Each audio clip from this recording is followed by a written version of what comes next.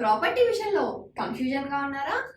Gated కమ్యూనిటీలో flat తీసుకోవాలా లేదా విల్లా తీసుకోవాలా?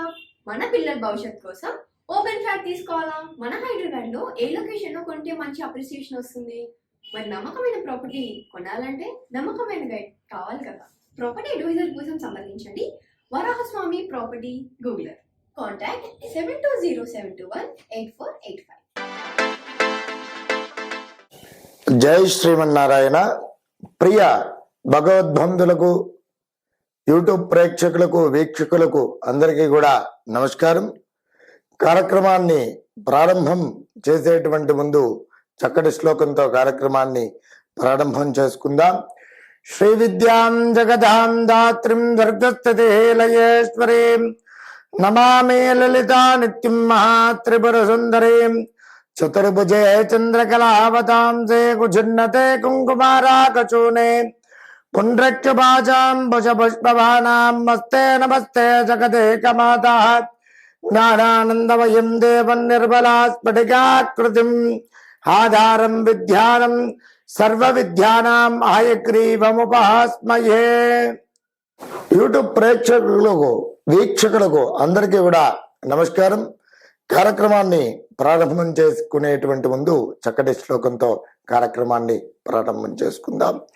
శ్రీ విద్యాం జగదాం దాత్రిం స్వర్గస్థితి లయేశ్వరీం నమామి లలితా నిత్యం మహాత్రిపుర సుందరీం చతుర్భుజే చంద్రకళావతాంసే కుజున్నతే కుంకుమారాకచూనే పుండ్రక్షపాజాం భుజపుష్పవానాం మస్తే నమస్తే జగదేకమాతః జ్ఞానానందమయం దేవం నిర్మలా స్ఫటికాకృతిం ఆధారం సర్వ విద్యానాం హయగ్రీవముపాస్మయే. జై శ్రీమన్నారాయణ.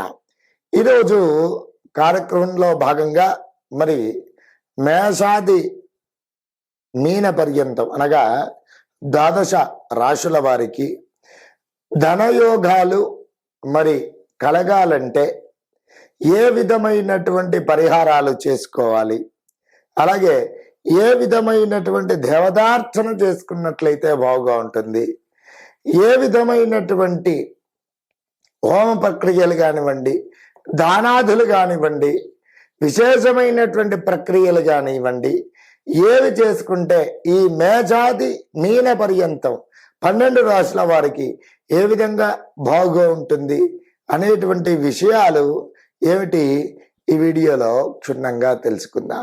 మరి మేషాది మీన పర్యంతము మరి ధనయోగాలు కలగాలంటే ఏ విధమైనటువంటి రాశితత్వ ఆధారంగా గ్రహ రాష్ట్రాధిపతి అయినటువంటి గ్రహాలు కూడా అనుకూలంగా ఉండాలి. అవి ఆ రాష్ట్రాధిపతి అంటే మనము ఉదాహరణకు తీసుకున్నట్లయితే ఏమిటి, మేషరాశాదికి కుజుడు అధిపతి కాబట్టి దాని పూర్వకంగా కుజుడు యోగకారకంగా మారాలంటే ఏ విధమైనటువంటి మరి పరిహారాలు పాటించాలి, మరి దానికి ఉపయుక్తమైనటువంటి యోగకారకమైనటువంటి ఫలితాలు కలగాలంటే ఏం చేయాలి అనేటువంటిది, అలాగే మరి ఆకస్మిక ధనయోగాలు కలగాలంటే, అలాగే మరి విపరీతమైనటువంటి ధనయోగం కలగాలంటే మేషాది మీన పర్యంతము వివిధ రాశుల వారికి యోగకారకమైనటువంటి ఫలితాలు పొందాలంటే ఏ విధమైనటువంటి పరిహారాలు పాటించాలి అనేటువంటివి ఈ వీడియోలో క్షుణ్ణంగా తెలుసుకుందాం. ఆకస్మిక ధనయోగము అలాగే ఆర్థిక పరమైనటువంటి విషయాలలో మంచి పురోభివృద్ధి సాధించడానికై గనక చూసుకున్నట్లయితే పరిహార మార్గాలలో భాగంగా ముఖ్యంగా మహాలక్ష్మి అమ్మవారి యొక్క మూల మంత్రముతో ఏమిటి హోమము అనేటువంటిది జరిపించినట్లయితే ఆకస్మిక ధనయోగం కలుగుతుంది. ఆ హోమము చక్కగా ఏమిటి బిల్వపత్రములతో చేసుకున్నట్లయితే ఆకస్మిక ధన ప్రాప్తి కలుగుతుంది. అలాగే పరిహార మార్గాలలో భాగంగా ముఖ్యంగా ఈ హోమ ప్రక్రియ చేసుకునేటటువంటి అప్పుడు శ్రీ సూక్తంతో కూడా హోమం అనేటువంటిది జరిపించినట్లయితే చాలా యోగకారకంగా ఉంటుంది. అలాగే ముఖ్యంగా అమ్మవారికి హోమం జరిపించేటువంటి రోజున తప్పకుండా ఏమిటి, దానిమ్మ గింజలతో హోమం అనేటువంటిది జరిపించండి. మహాలక్ష్మి అమ్మవారి యొక్క మూల మంత్రం అనేటువంటిది తప్పకుండా బిల్వ పత్రములతో, అలాగే మీకు ఇంకా దొరికినట్లయితే తామర పువ్వులతో, దానిమ్మ గింజలతో, ఈ 3 ద్రవ్యములు కూడా వాడి అమ్మవారి యొక్క మహాలక్ష్మి అమ్మవారి యొక్క మూలమంత్ర హోమం చేసినట్లయితే చాలా యోగకారకమైనటువంటి ఫలితములను తప్పకుండా పొందుతారు. అలాగే వీటితో పూర్వకంగా మరి ధనాధిపతి ఎవరయ్యా అంటే కుబేరుడు కదా, కాబట్టి లక్ష్మీ కుబేర పాశుపత మూలమంత్ర హోమం కూడా నిర్వహించినట్లయితే మీ యొక్క ఆర్థికపరమైనటువంటి రుణబాధలు తొలగిపోతాయి, ఆకస్మిక ధనయోగము తప్పకుండా కలుగుతుంది. అలాగే వీటితో పాటుగా తక్షణమే ఆకస్మిక ధనయోగం కలగడానికై స్వర్ణాకర్షణ కాలభైరవ మూలమంత్ర హోమం కూడా నిర్వహించినట్లయితే ఆకస్మిక ధనప్రాప్తి కలుగుతుంది. ఆర్థికపరమైనటువంటి విషయాల్లో మంచి యోగకారకమైనటువంటి పరిస్థితులను తప్పకుండా పొందుతారు. అయితే ముఖ్యంగా లక్ష్మీ కుబేర అలాగే మహాలక్ష్మి మూలమంత్ర హోమం నిర్వహించడానికై శుక్రవారం రోజున నిర్వహించండి. అలాగే స్వర్ణాకర్షణ కాలభైరవ మూలమంత్ర హోమము గనక చూసుకున్నట్లయితే ఆదివారము లేదా అమావాస్య, అష్టమి, నవమి తిథులలో గనక చేసుకున్నట్లయితే ఆకస్మిక ధనప్రాప్తి అనేటువంటిది కలగడము, అలాగే విశేషమైనటువంటి ధనాభివృద్ధి కలిగేటువంటి సూచనలు ఉన్నాయి. ఈ విధంగా చేసుకున్నట్లయితే 12 రాశుల వారు అందరూ కూడా చక్కగా యోగకారకమైనటువంటి పరిస్థితులను తప్పకుండా పొందుతారు. వృశ్చిక రాశి వారు ఎవరైతే ఉన్నారో వారికి ఆకస్మిక ధనయోగాలు కలగడానికై, అలాగే మరి ఆర్థికపరమైనటువంటి విషయాలలో యోగకారకమైనటువంటి ఫలితాలు పొందడానికై మరి పరిహార మార్గములు ఏమిటి అనేటువంటిది ఈ వీడియోలో క్షుణ్ణంగా తెలుసుకుందాం. వృశ్చిక రాశి వారు ఏ నక్షత్రాల వారు అవుతున్నారు అంటే విశాఖ నక్షత్రం 4వ పాదము, అనురాధ నక్షత్రం 1, 2, 3, 4 పాదములు, అలాగే జ్యేష్ఠ నక్షత్రం 1, 2, 3, 4 పాదముల వారు కలిసి వృశ్చిక రాశి వారు అవుతున్నారు. ఈ రాశి వారి యొక్క జాతక లక్షణాలు గనక గమనించినట్లయితే వీరు వేద బ్రాహ్మణులను, సాధు సత్పురుషులను పూజించేటువంటి వారు, విశాలమగు వక్షస్థలం కలిగినటువంటి వ్యక్తులు, స్థూలమైనటువంటి తొడలు కలిగినటువంటి వారు, క్రీడారంగం నందు నైపుణ్యం కలిగినటువంటి వ్యక్తులు, అలాగే తల్లిదండ్రులను, గురువులను, ఆచార్యులను పూజించేటువంటి మనస్వభావం కలిగినటువంటి వారు, బాల్యమందు అనారోగ్యపరులుగా చెప్పుకోవచ్చును. అలాగే కోపం అధికంగా కలిగినటువంటి వ్యక్తులుగా చెప్పుకోవచ్చును. మరి విశేషంగా పేరు ప్రఖ్యాతులు, అనుభవంగా పూర్వకంగా మరి రాజకీయ నాయకులతో మంచి పరిచయాలు పెంచుకొని వాటి పూర్వకంగా సమాజంలో మంచి సామాజికవేత్తలుగా, మరి విశేషంగా కార్మిక బడుగు బలహీన వర్గాలకి విశేషమైనటువంటి సేవా కార్యక్రమాలు చేసేటువంటి వ్యక్తులుగా ఈ వృశ్చిక రాశి వారిని చెప్పుకోవచ్చును. వృశ్చిక రాశి వారు మరి ఆర్థికపరమైనటువంటి విషయాలలో తగు విశేషమైనటువంటి పేరు ప్రఖ్యాతులు సంపాదించడానికై, అలాగే ధనయోగాలు సిద్ధించడానికై విశేషంగా మరి ఏ విధమైనటువంటి పరిహారాలు చేసుకున్నట్లయితే మంచి యోగకారకమైనటువంటి ఫలితాలు పొందుతారని కనుక చూసుకున్నట్లయితే వృశ్చిక రాశి వారు విశేషంగా మరి వృశ్చిక రాశికి అధిపతి కుజుడు కావడం పూర్వకంగా కుజుడు రోగ రుణ కావడప్పుడు, అలాగే ఆర్థికపరమైనటువంటి విషయాలలో చాలా మంచి బలోపేతమైనటువంటి గ్రహం కావడం పూర్వకంగా ఈ వృశ్చిక రాశి వారు ప్రతి మంగళవారమును కూడా ఆర్థికపరమైనటువంటి విషయాలలో తగు జాగ్రత్తతో వ్యవహరించాలి. విశేషంగా ధనము ఖర్చు చేయడం పూర్వకంగా ఆధీనంలో ఉంచుకోవాలి. అలాగే మంగళవారం కుజుడికి ప్రీతికరమైనటువంటి ఎర్రని రంగు దుస్తులు ధరించడం, అలాగే కుజుడికి ప్రీతికరమైనటువంటి మరి ఎర్రని రంగు వస్త్రాలు కుజుడికి సమర్పించి, కుజుడికి ఆవు నేతితో ఎర్రవత్తితో దీపారాధన చేయడం, కందులతో కూడినటువంటి ఏదైనా పిండి పదార్థములు అక్కడ దేవాలయ ప్రాంగణంలో నివేదన చేయడం, అలాగే పేదలకు వృద్ధులకు పంచడం, ఎర్రని రంగు గల దుస్తులు పేద పిల్లలకు కానివ్వండి, బ్రాహ్మణులకు కానివ్వండి వితరణ చేయడం పూర్వకంగా యోగకారకమైనటువంటి పరిస్థితులు తప్పకుండా పొందుతారు. అలాగే ఇష్టదేవత కులదేవత ఆరాధన అనేటువంటిది చాలా ముఖ్యమైనటువంటిది. మీ యొక్క కుటుంబం రీత్యా ఏదైనా ఇష్టదేవత కానివ్వండి, కులదేవత కానీ ఏదైతే ఉంటుందో ప్రతి నిత్య దీపారాధన చేసుకోవడం పూర్వకంగా ఆకస్మిక ధనయోగము, ఆర్థికపరమైనటువంటి విషయాలలో మంచి చక్కటి పురోభివృద్ధి అనేటువంటిది తప్పకుండా సాధిస్తారు.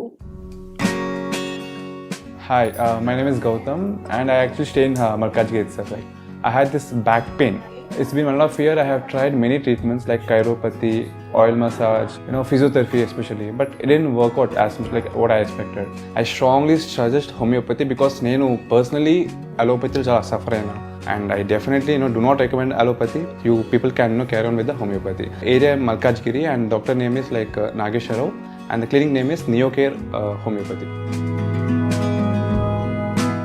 ముఖ్యమైనటువంటి విషయము ఏమిటి అనగా ఆకస్మిక ధనయోగము కలగాలంటే, అలాగే ధనయోగాలు మన అన్ని రాశుల వారికి అలాగే మరి మనకి కలగాలి అని చెప్పి అనుకున్నట్లయితే కొన్ని శాస్త్రంలో చెప్పబడినటువంటి విషయాలు ఏమిటి అంటే, ముఖ్యంగా ప్రతి నిత్యమును కూడా కులదేవత ఆరాధన అనేటువంటిది విశేషంగా చేసుకుంటూ ఉండాలి.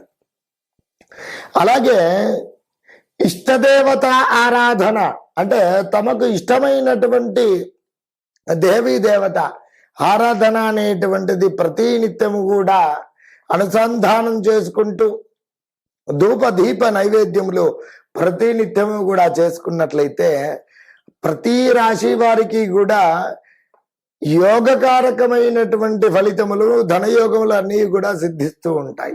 అలాగే కలౌ వెంకటేశ్వర అనేటువంటి శాస్త్రవచనం ప్రకారము ఏమిటి, ముఖ్యంగా కలియుగంలో మిక్కిలి ప్రత్యక్షమైనటువంటి దైవము వెంకటేశ్వర స్వామి వారు.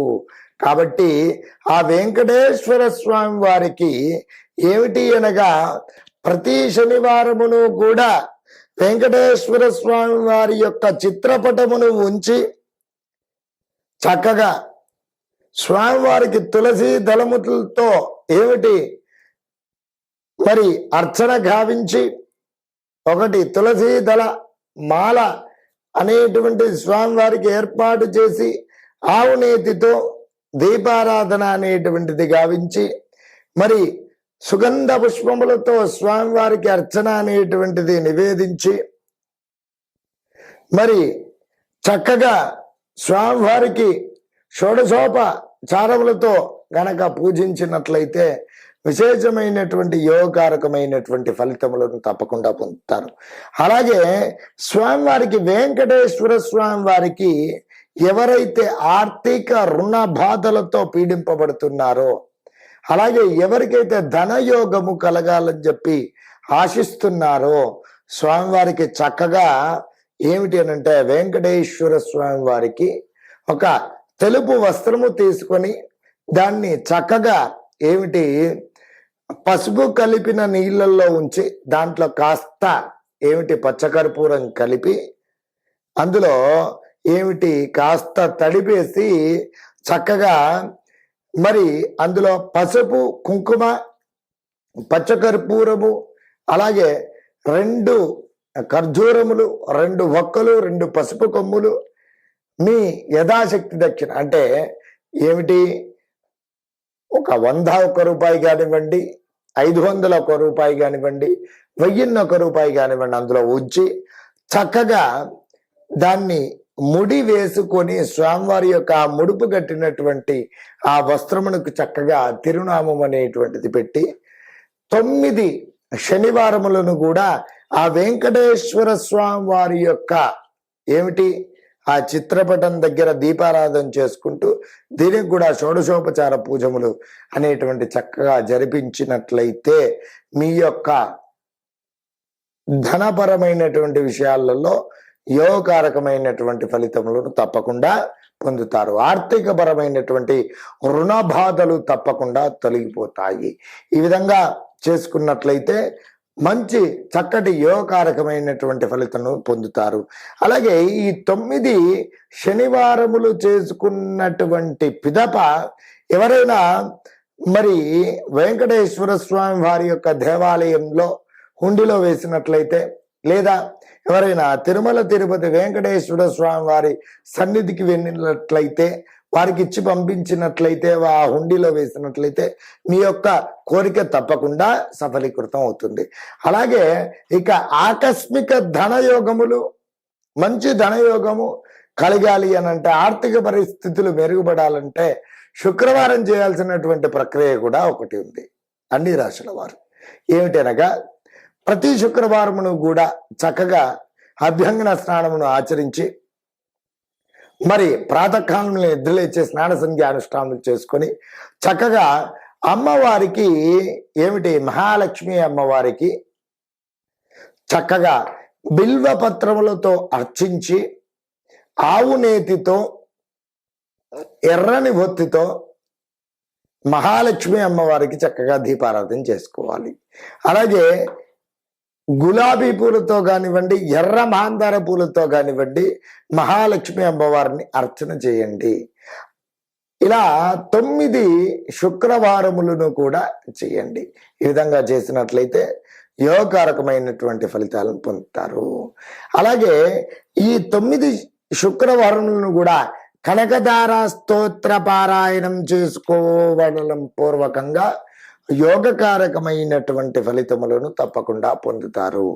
అలాగే ఈ ప్రతి శుక్రవారమును కూడా 9 శుక్రవారములను కూడా మహాలక్ష్మి అమ్మవారి యొక్క మూల మంత్రము ఏమిటి అనగా ఓం శ్రీం హ్రీం శ్రీం కమలే కమలాలయే ప్రసీద ప్రసీద శ్రీం హ్రీం శ్రీం మహాలక్ష్మై నమః అనేటువంటి ఈ యొక్క మహామంత్రాన్ని స్మరించుకుంటూ చక్కగా కుంకుమార్చన చేస్తూ ఉండండి ఒక 108 సార్లు.